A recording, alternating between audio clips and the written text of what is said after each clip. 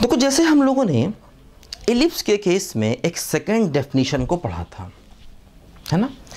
तो देखो एलिप्स के केस में सेकंड डेफिनेशन क्या था, आपको याद है, P S plus P S dash equal to 2a, है ना। तो देखो बिल्कुल वैसे ही हाइपरबोला के केस में भी उसी से मिलती जुलती एक सेकंड डेफिनेशन होती है। सेकंड क्यों कह रहे हैं, क्योंकि देखो फर्स्ट डेफिनेशन तो इनकी होती है वही क्या, P S upon P M equal to E वाली, है ना। P S upon P M equal to E वाली जो डेफिनेशंस हैं वो फर्स्ट डेफिनेशन हो गई, और ये जो देखो है ना P S plus P S dash, ये इनको बोलेंगे हम सेकेंड डेफिनेशन। देखो क्या होता है, जैसे मान लो मैंने यहां पर हाइपरबोला ये ले लिया, ठीक, देखो ऐसे करके, ये देखो मैंने एक हाइपरबोला ऐसे बना लिया, ठीक। अब देखो जैसे यहां पर ये एक डायरेक्ट्रिक्स होगा और यहाँ पर देखो दूसरा डायरेक्ट्रिक्स होगा, ये देखो इसका सेंटर है सी, ये एक फोकस है और देखो ये दूसरा फोकस है। देखो यहाँ पर मैंने एक पॉइंट P मान लिया और देखो P के कोऑर्डिनेट्स मैंने x1 y1 मान लिए, लेट, ठीक। अब देखो ध्यान दो, P को S से मिला दिया और देखो P से इस पर हमने परपेंडिकुलर ड्रॉप कर दिया, है ना। देखो ये एक डायरेक्ट्रिक्स देखो ये आ गया, ठीक, ये एंगल 90। देखो क्या होगा, ये है A बाई ई, ठीक, और देखो ये है ए ई, है ना, और ये यहाँ से परपेंडिकुलर ड्रॉप करोगे, कोऑर्डिनेट x1 y1 है, तो ये डिस्टेंस हो जाएगा क्या बोलो, x1, ठीक है। देखो ध्यान दो, अगर हम डेफिनेशन को लगाएं तो क्या होगा, P S upon P M equal to E. देखो यहां से पी एस इक्वल टू क्या हो गया, ई पी एम, देखो ई ये हो गया, देखो पी एम का मतलब देखो ये डिस्टेंस चाहिए, ये डिस्टेंस, है ना। देखो ये डिस्टेंस चाहिए, देखो ये डिस्टेंस क्या हो जाएगी, ये हो जाएगी x1 minus A by E, देखो ये हो गया ई x1 माइनस ए, देखो ये आ गया P S E x1 minus A, ठीक है। इसी प्रकार देखो अगर हम ये P को S डैश से मिला दें और यहां से इस पर परपेंडिकुलर ड्रॉप कर दें, मान लो ये है M डैश, ठीक है।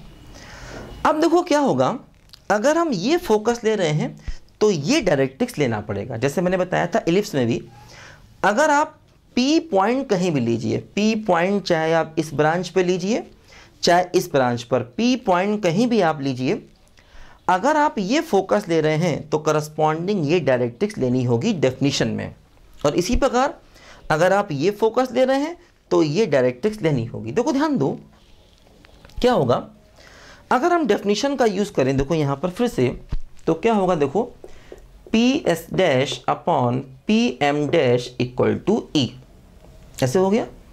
देखो पी एस डैश क्या हो गया, E into P M dash.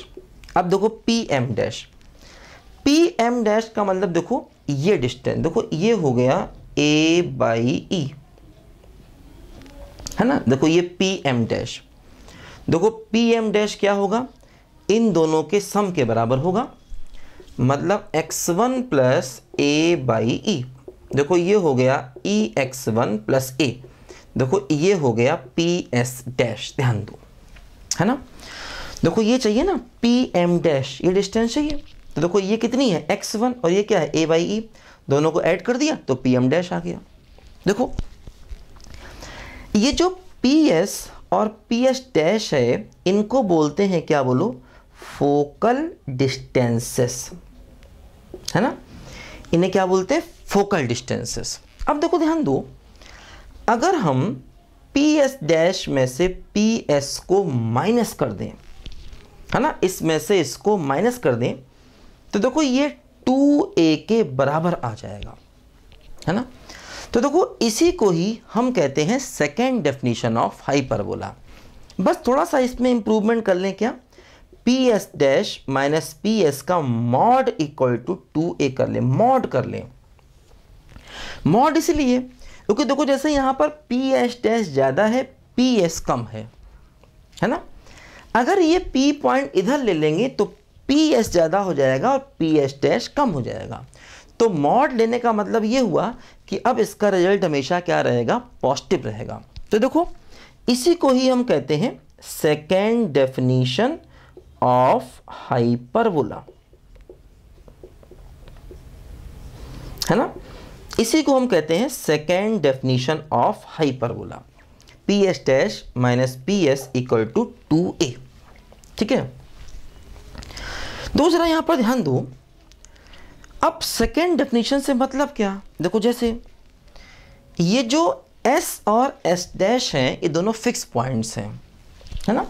और देखो जो 2a है, 2a है ना, एक्चुअली 2a जो है 2a ये कांस्टेंट है, कांस्टेंट है ना।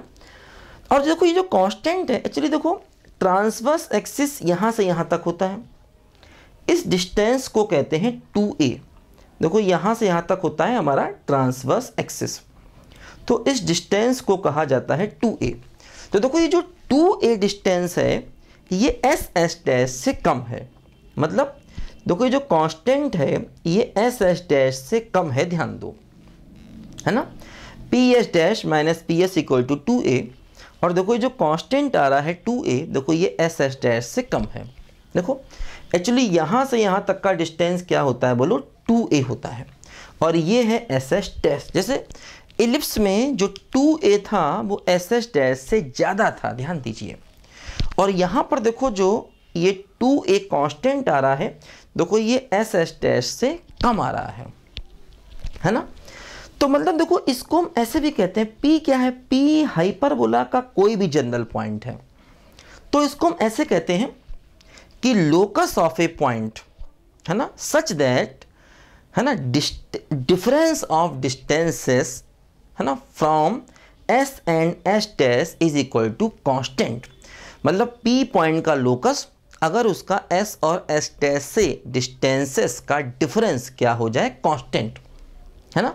P पॉइंट का लोकस अगर उसका S और S डैश से डिस्टेंसेस, देखो ये डिस्टेंसेस का डिफरेंस है और डिस्टेंसेस का डिफरेंस क्या हो जाए, कांस्टेंट, तो लोकस ऑफ P को क्या कहा जाता बोलो, हाइपरबोला कहा जाता है ना।